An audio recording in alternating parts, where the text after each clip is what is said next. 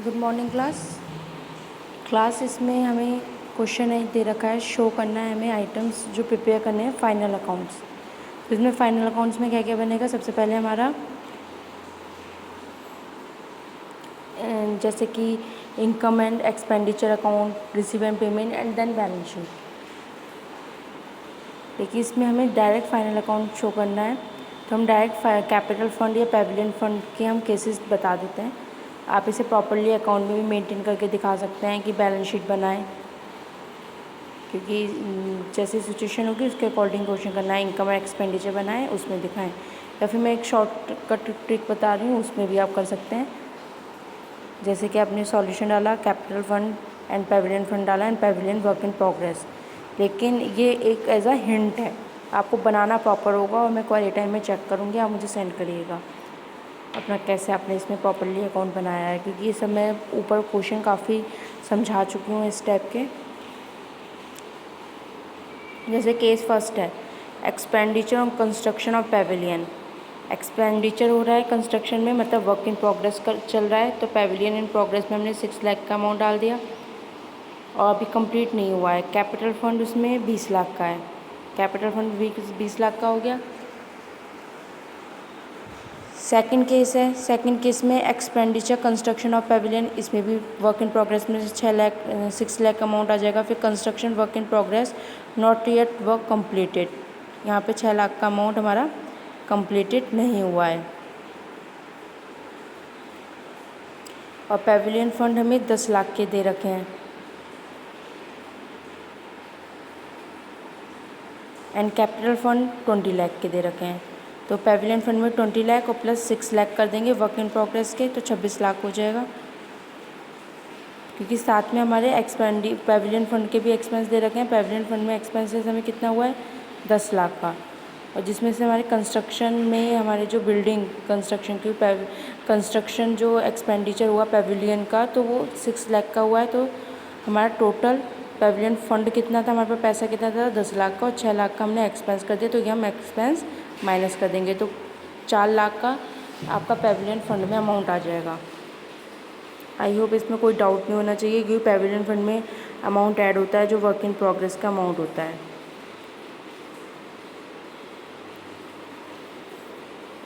अब ये क्वेश्चन ज़रूर अराइज हुआ होगा, ऊपर ऐसा क्यों नहीं हुआ, नीचे ऐसा क्यों हुआ। क्योंकि ऊपर इसलिए नहीं हुआ कि ऊपर की लाइन पर ये expenditure on construction of pavilion 6 lakh, जिसमें construction work in progress has not complete, capital fund, सिर्फ कैपिटल फंड की बात हो रही है, पेविलियन की कुछ बात नहीं हो रही है, इसलिए कैपिटल आपने अलग शो कर दिया, पेविलियन अलग। लेकिन इसमें क्या हो रहा है, कंस्ट्रक्शन ऑफ पेविलियन 6 लाख, लेकिन construction work in progress is not complete, Pavilion fund is 10 lakh, Pavilion fund अलग दे रखा है, कैपिटल फंड अलग दे रखा है। तो पेविलियन में से हमने पेविलियन फंड में से हमने एक्सपेंसेस माइनस कराए, तब हमारे 4 लाख आए हैं, और कैपिटल अलग शो हुआ है, तो कैपिटल अमाउंट जब हमने शो करा है तब हमने वर्क इन प्रोग्रेस ऐड किया है, कैपिटल फंड जब हमें दे रखा था। कैपिटल फंड ऊपर भी था, लेकिन यहाँ पे पेविलियन फंड भी था साथ में, तो उसका एक्सपेंस हमें अलग दिखाना था सब्ट्रैक्ट करके, क्योंकि 10 लाख का पेविलियन फंड था हमारे पास, जिसमें से हमने खर्चा कितने का कर दिया है कंस्ट्रक्शन करने में, 6 लाख का। तो 6 लाख रुपये हमारा वर्क इन प्रोग्रेस, ये हमारा बैलेंस शीट, और जो बाकी 4 लाख का अमाउंट होगा वो एक्सपेंडिचर अकाउंट में जाएगा हमारा, और बाकी हम इधर अमाउंट नील दिखाएंगे ऐसे करके बैलेंस शीट में, जैसे हम पीछे क्वेश्चन में दिखाते हैं। और इधर हम 6 लाख का अमाउंट ऐड भी कर देंगे, क्योंकि कंस्ट्रक्शन में हमारा जो भी कैपिटल लग रही है, क्योंकि हमारे जो कंस्ट्रक्शन में पेविलियन में भी 6 लाख रुपए लग रहे हैं, और जब हमने कंस्ट्रक्शन कैपिटल फंड जो हमारी थी वो भी 20 लाख रुपए, और कंस्ट्रक्शन जब हमें पेविलियन करी तो वो भी 6 लाख के अमाउंट से हमारी ऐड होगी। अब थर्ड है, थर्ड क्वेश्चन में भी सेम है, construction of pavilion 6 lakh, construction work in progress has not been completed, pavilion fund 10 lakh. अब पेविलियन फंड इसमें भी 10 लाख के दे रखे थे अमाउंट, 10 लाख का अमाउंट है, और capital fund 20 lakh, then donation receive pavilion 5 lakh. तो डोनेशन रिसीव हुई है, डोनेशन ऐड हो जाएगी। एक्सपेंसेस हमें पेविलियन बनाने पे कितने का हो रहा है, 6 लाख का, तो एक्सपेंसेस हमारे माइनस हो जाएंगे। वर्क इन मतलब कितना रुपये लग रहा है हमारा पेविलियन बनाने में, तो वो भी 6 लाख में दिखा दिए जाएंगे वर्क इन प्रोग्रेस, एंड जो कैपिटल फंड में हम ऐड करते हैं वो वैसे ही ऐड करेंगे। अगर कोई क्वेरी होती है तो फिर पूछिएगा।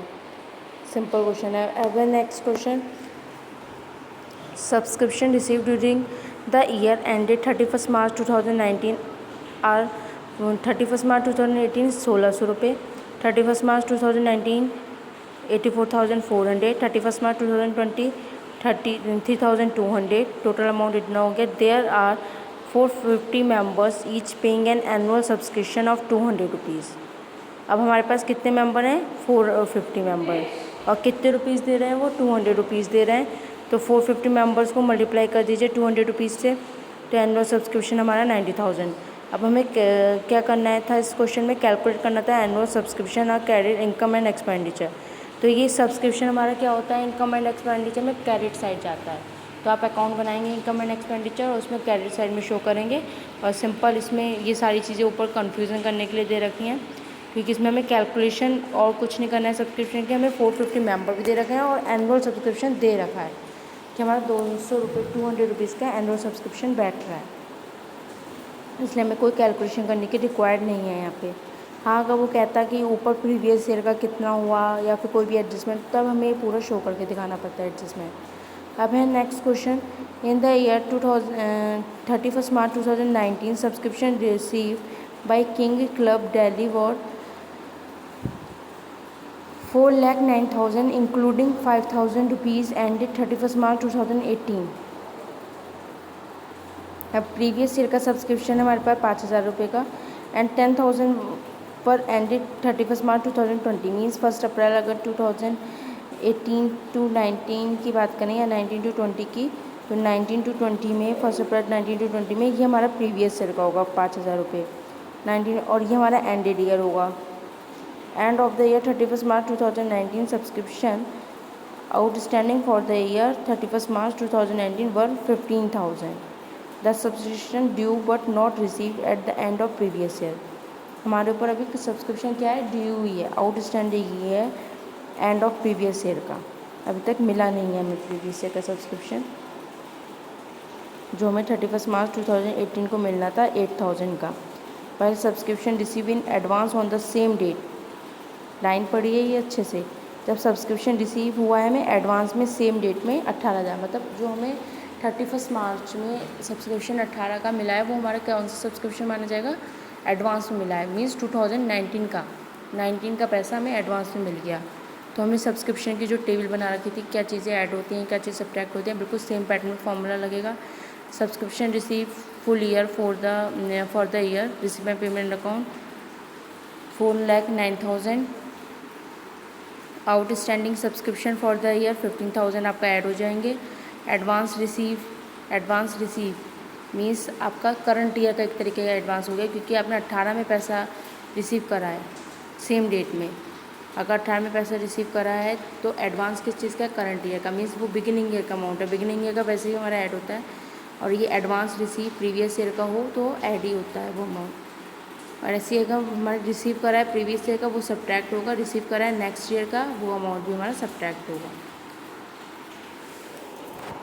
अपनी टेबल ओपन करिए सब्सक्रिप्शन की, क्या चीज़ें मैंने बिगिनिंग ईयर में ऐड करवाई है करंट ईयर में, और क्या चीज़ें प्रीवियस ईयर में सब्ट्रैक्ट कराई है, और क्या एडवांस में ऐड हुआ है। ये सारी मैं प्रीवियस वीडियो में डिटेल एक बार कर चुकी हूँ, उसमें से अपने एक जगह नोट्स बनाइए, उसमें लिखिए ये बार, तो इस क्वेश्चन बहुत ईजी हो जाएगा, कोई कन्फ्यूज़न नहीं है इस क्वेश्चन में।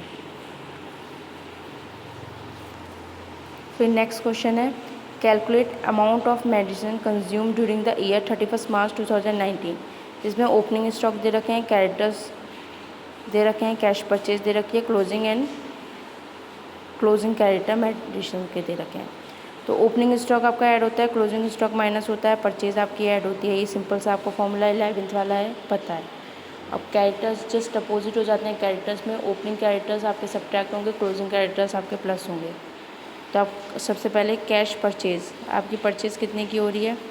3 लाख की। ओपनिंग स्टॉक मेडिसिन का कितना है? 1 लाख का। क्लोजिंग कैरेक्टर्स मेडिसिन के कितने हैं? 1,30,000 के। ओपनिंग कैरेक्टर्स मेडिसिन के 90 के, क्लोजिंग कैरेक्टर्स हैं 1,50,000 के। टोटल कर देंगे अमाउंट ऑफ कंज्यूमर मेडिसिन के निकल के आ जाएंगे। ये क्वेश्चन बुक में आपका क्वेश्चन नंबर 17 एंड 18 क्वेश्चन दे रखा है। TS ग्रेवाल में, तो 2020 न्यू एडिशन की बुक में, और इसमें 13-14 है। ऐसी इस बुक में 26 एंड 27 क्वेश्चन है आपका। ये 26 क्वेश्चन आपका 22 क्वेश्चन है और 27 आपका 23 क्वेश्चन है। Calculate amount of income and expenditure amount, जब अमाउंट फर्स्ट केस दे रखा है इसमें, जब amount paid stationery 5400, stock stationery opening stock 250, closing stock opening stock 1,50,000 1500 रुपये। तो क्लोजिंग स्टॉक हमारा सब्ट्रैक्ट होता है, क्लोजिंग हमारा सब्ट्रैक्ट हो जाएगा, अगर ओपनिंग होता तो वो हमारा ऐड हो जाता। नेक्स्ट केस में देखें तो स्टॉक स्टेशनरी का 1 अप्रैल का 1500 है और क्लोजिंग स्टॉक हमारा 5400 है। क्लोजिंग स्टॉक भी कह सकते हैं, और जो हमारा टोटल पेमेंट हमने स्टेशनरी पे करा है, तो स्टेशनरी का पूरा पेमेंट लिखेंगे और इसमें ओपनिंग स्टॉक हम ऐड करेंगे एंड क्लोजिंग स्टॉक इसमें सब्ट्रैक्ट करेंगे। सेम है थर्ड में भी बहुत सिंपल क्वेश्चन है। स्टॉक जितने भी ओपनिंग है ऐड हो जाएंगे, परचेज ऐड हो जाएगी, क्लोजिंग सब्ट्रैक्ट हो जाएंगे। ऐसे ओपनिंग कैरेक्टर्स हमारे सब्ट्रैक्ट होंगे और क्लोजिंग कैरेक्टर्स हमारे प्लस होंगे।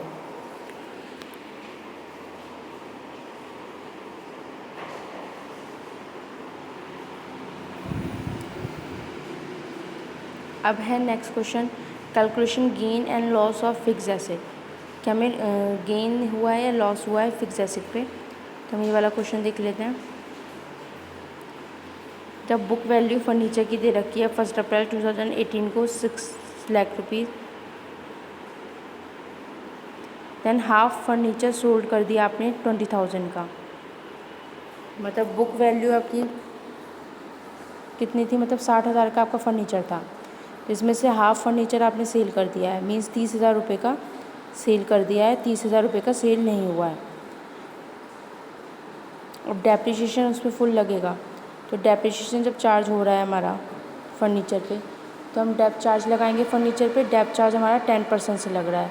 जब डेप चार्ज हमारा 10% से लगेगा, तो डेप चार्ज जब हम 10% से लगाएंगे तो 10% निकालेंगे 30,000 का।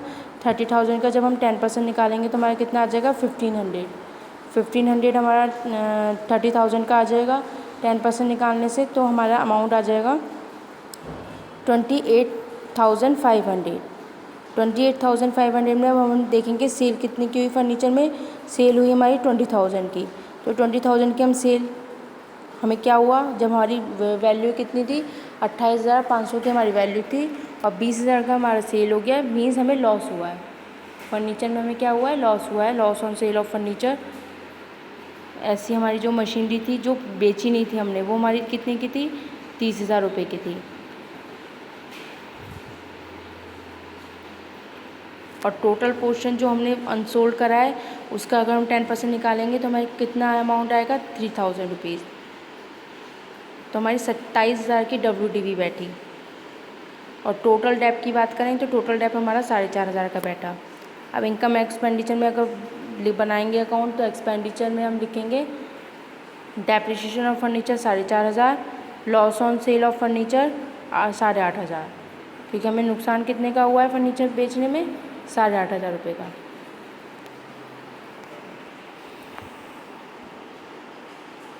अब नेक्स्ट है आपका इनकम एंड एक्सपेंडिचर अकाउंट, ये मैं आपको नेक्स्ट वीडियो क्लिप में क्लियर करती हूँ।